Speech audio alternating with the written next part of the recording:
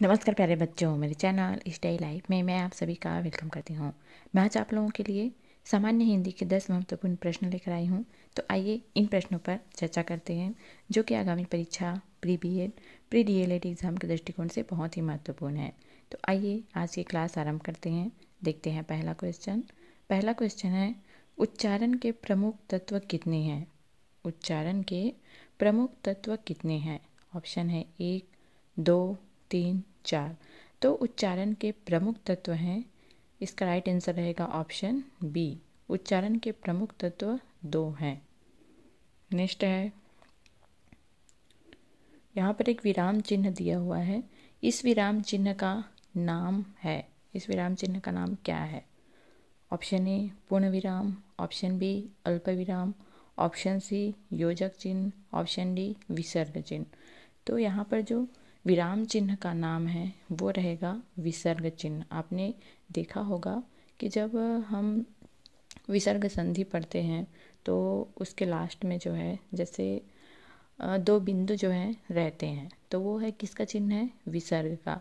तो इस विराम चिन्ह का नाम है विसर्ग चिन्ह। पूर्ण विराम जो वाक्य के अंत में लगता है, अल्प विराम जहाँ पर थोड़ा सा रुकना है वहाँ पर अल्प विराम लगता है, योजक चिन्ह जैसे रात और दिन उल्टा जो शब्द है या फिर जो समानार्थी शब्द है उसके बीच में जो लगता है वो कहलाता है योजक चिन्ह।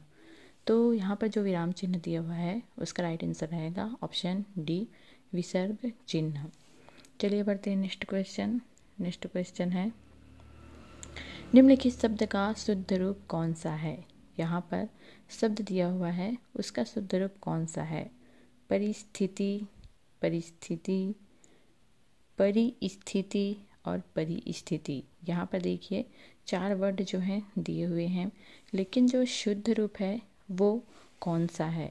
तो परिस्थिति शब्द का शुद्ध रूप रहेगा ऑप्शन बी, ये वाला है परिस्थिति का राइट आंसर।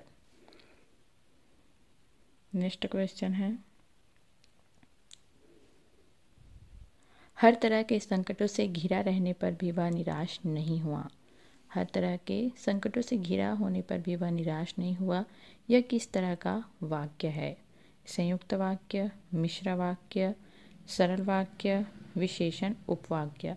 तो हर तरह के संकटों से घिरा रहने पर भी वह निराश नहीं हुआ, यह वाक्य है सरल वाक्य। यह बता रहा है कि व्यक्ति जो है वो संकटों से घिरा हुआ था फिर भी वह निराश नहीं हुआ, उदास नहीं हुआ। तो यह जो उदाहरण है वो है सरल वाक्य का। तो इसका राइट आंसर रहेगा ऑप्शन सी। नेक्स्ट क्वेश्चन है,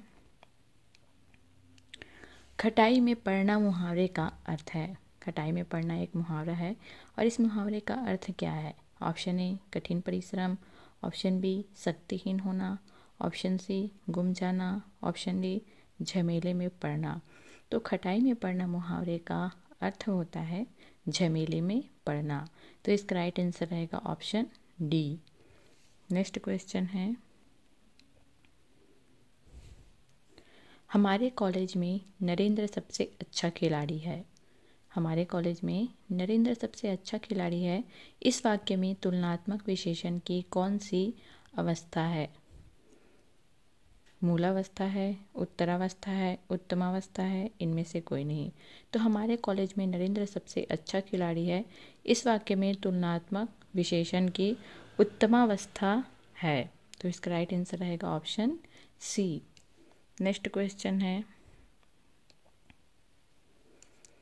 घोटक किस प्रकार का शब्द है? घोटक किस प्रकार का शब्द है? तो यह घोटक जो है पढ़ने से ही पता चल रहा है किस प्रकार का शब्द है। ऑप्शन दिए हैं देशज, तद्भव, फारसी, तत्सम। तो घोटक किस प्रकार का शब्द है? घोटक जो है वो पता चल रहा है कि संस्कृत शब्द है और जितने भी संस्कृत शब्द होते हैं वो कहलाते हैं तत्सम। तो घोटक किस प्रकार का शब्द है? इसका राइट आंसर रहेगा ऑप्शन डी, तत्सम शब्द है। चलिए बढ़ते हैं नेक्स्ट क्वेश्चन है, इनमें से कौन सा शब्द गो का अनेकार्थी नहीं है? इनमें से कौन सा शब्द गो का अनेकार्थी नहीं है? लास्ट में देखिए पूछ रहा है नहीं है। ऑप्शन देख लेते हैं। ऑप्शन ए बाण, ऑप्शन बी श्रेष्ठ, ऑप्शन सी वज्र, ऑप्शन डी गाय। तो जब भी ऐसे प्रश्न आते हैं अनेकार्थक लास्ट में नहीं दिख रहा है तो सबसे पहले उन ऑप्शनों को चुनना है जो है, फिर जो नहीं है वो पता चल जाता है। तो गो शब्द का अर्थ हम जान लेते हैं कि क्या होता है।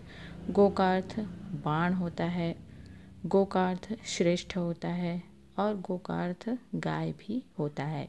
लेकिन वज्र यहाँ पे दिया हुआ है तो वज्र जो है गो का अनेकार्थक शब्द नहीं है, गो का अर्थ वज्र नहीं होता। तो यहाँ पे पूछ रहा है कि गो का अनेकार्थक कौन सा नहीं है, तो इसमें आएगा ऑप्शन सी, वज्र नहीं है। नेक्स्ट है अड़ किस प्रकार का व्यंजन है। अड़ जो है वो किस प्रकार का व्यंजन है। संघर्षी व्यंजन है, स्पर्श संघर्षी व्यंजन है, पार्श्विक व्यंजन है, उच्छिप्त व्यंजन है। तो अड़ा किस प्रकार का व्यंजन है, तो अड़ा जो है वो व्यंजन है ऑप्शन डी, उच्छिप्त प्रकार का व्यंजन है। तो इसका राइट आंसर रहेगा option D.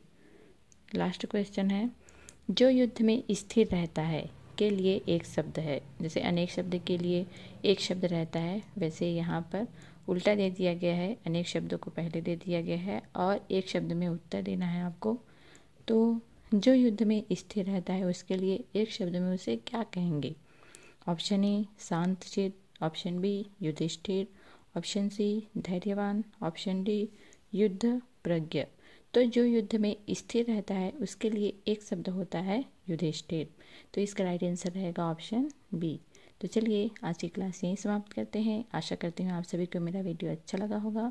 Study related class से जुड़े रहने के लिए मेरे चैनल को सब्सक्राइब करें, वीडियो को लाइक और शेयर करना न भूलें। धन्यवाद।